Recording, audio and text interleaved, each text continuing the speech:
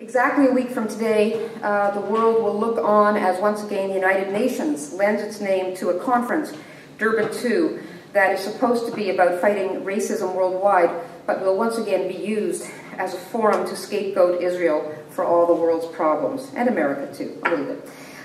Many of us thought that the world had learned a lesson from Durban I in 2001, which was a ferocious hate fest, but where anti-Semitism is concerned, the world never seems to learn anything.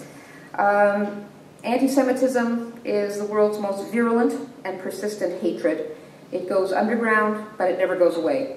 I grew up in an era after the Holocaust when the world was chastened by the effects of extreme hatred. It was thought that anti-Semitism had been vanquished once and for all. I didn't realize that half my life was spent in a golden historical bubble. It was a shock to see the resurgence of this extreme hatred from another quarter. And it is a shock to realize that my grandchildren are growing up in a world where anti-Semitism is once again a growing problem, a dangerous problem, and that, God forbid, their own lives might be touched by it in ways that mine never was. I used to say it can't happen here, but when I see what is happening in Europe, what is happening amongst our intelligentsia on university campuses, and now even in high schools, I can't say that anymore. I don't know if you're aware that the Apartheid Week is bad enough on campus, but of course the latest initiative that started last year is HIA, high schools, students against Israel apartheid, and it is now infiltrated into the high schools where high school students are shown only anti-Israel information and films and never see the other side. So this is quite a menace because these are our most vulnerable and they are captive audiences. I'm glad to hear that the Express is viewed by you in this way, Fred, about their reviews. And was it the Express or was it the Ottawa Free Press? I read a review that says the monster among us, this film, is an exaggeration of the situation in Europe, and it accused the filmmakers of fear-mongering. Well, in answer to that, I would just mention that the State Department has just tabled its report, Contemporary Global Anti-Semitism, a report provided to the U.S. Congress in which it catalogs rising trends of anti-Semitism. And it is not the only one. Since 2003, the 56-nation Organization for Security and Cooperation in Europe has convened 6 major forums addressing anti-Semitism. In April 2004, there was a Berlin Declaration that recognized anti-Semitism. It goes on. In December 2006, the European Monitoring Center on Racism and Xenophobia published a summary overview of the situation in the European Union from 2001 to 2005, which documents an increase in anti-Semitism. In the United Kingdom, an all-party parliamentary inquiry into anti-Semitism launched an investigation, and that produced a September 2006 report which states it is clear that violence, desecration of property, and intimidation directed toward Jews is on the rise. And it goes on with the Assembly of the Council of Europe. I could tell you about all the other ones, but just to say that of all these councils and these parties and these State departments are investigating the situation, I don't think it's fair to say that it is fear-mongering. And if it is an exaggeration, why are so many French Jews leaving France? France has the largest Muslim population in Europe, many of them disaffected and alienated. The focus of their grievance is invariably Israel and Jews. They do not discriminate between the two. It's an interesting statistic. Muslims represent 3% of the population in Europe as a whole, but disaffected and alienated Muslims commit 50% of anti-Semitic acts. So that's quite a disparity.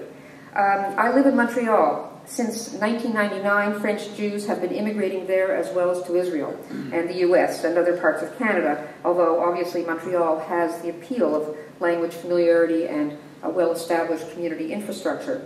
According to a sociological study still in progress with 40 French Jewish families participating, all 40 families cite anti-Semitism, physical safety, and the wish to practice Judaism openly as the main reasons that they have left. One participant in the study said, anti-Semitism, this is my translation, anti-Semitism has never disappeared in France. It is more widespread and more discreet today than it was before the war. We were obliged to leave for our children and for our safety. We have been chased out of our own country. France colonized the Arabs, now they are in the process of colonizing France. Another participant said, in France, the new anti-Semitism is mainly nourished by immigration from North Africa, but nobody dares to say it or look at the numbers. Above all, it is a cultural problem and not an economic problem, as those fixated on the equality theme would have us believe. Poverty touches everyone in France, but has a different impact according to culture, and this wave of anti-Semitism is proof of that. All participants pointed to the inability of the French government, especially those on the left, to deal with immigration-related issues, which has paved the way for a resurgence of the extreme right wing. Every day, the war against the Jews escalates in an unholy alliance between Islamism and Western leftists. The three-step goal is first to demonize, then delegitimate, and then ultimately to destroy Israel. The first goal has already been accomplished.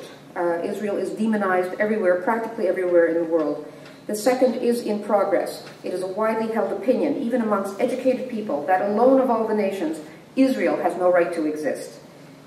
Boycotts, disinvestment, Holocaust denial conferences, Israel apartheid weeks, all are dedicated to the ultimate goal of de-Zionizing Israel and turning Israel into a Palestinian-dominated nation if a soon nuclear weaponized Iran does not accomplish the de-Zionization process more expeditiously. Fighting back against the new Goliath of the big lie are a number of courageous Davids. Palestinian Media Watch, Memory, which translates materials, hate materials into English so we can see what they're thinking and what they're saying in these countries. Scholars for Peace in the Middle East, NGOs like UN Watch, which will be the subject of my column this Wednesday. And by the way, I just have to put in a little pitch for them. The Durban conference is starting next Monday, but next Sunday, if you go to www.genevasummit.org, there's going to be a counter agenda, a counter program going on, which will feature real human rights heroes and real victims of human rights abuses from around the world. So it'll be a kind of counter project to the Durban conference, and I suggest you go there and see what's on offer there. Many books and magazines and online articles have been written and continue to take the battle forward, but in order to reach the masses, there is nothing to beat the power of film. Only a desperately lonely handful of filmmakers have stepped up to the plate so far. Pierre Rohov's films are very good, The Silent Exodus and Holy Land, Christians in Peril, and The Road to Jenin and Suicide Killers. Some of you may have seen Wayne Copping and Raphael Shor's film Obsession, which Fred brought in. That took courage. Tonight's films are not incendiary in that way. They are sober, truthful documentaries you will come away from both educated and realistically alarmed from. In the case for Israel, we move away from the emotive, bloody, image-filled narratives of anti-Israel propaganda and into the realm of reason, history, geopolitical facts, legal truths, and military realities. Alan Dershowitz's motive for making the film, he says, at the outset is that he is pro-Israel, quote, not only because I am a Jew, but because I am a civil libertarian and because I am a lover of peace. Prime Minister Benjamin Netanyahu in the film, this was before he was the Prime Minister again, reminds us that, quote, there has been a reversal of the facts of history, and facts are what must concern us. One fact, as archaeologist Gabriel Barquet notes in the film, is that Jerusalem is mentioned 667 times in the Bible, but not once in the Quran.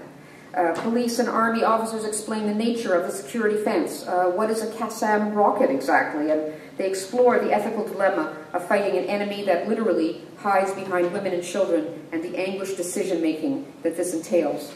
As Phyllis Chesler, a wonderful American writer and one of the interviewees in the film, has remarked, the film should have a permanent home in every household where truth is prized. More important, it should be shown to every vulnerable student presently being inundated with the false and pernicious message that Zionism is the impediment to peace in the Middle East. If the UN were truly an impartial body, this is the film that would be shown at Durban too. Needless to say, it will not be.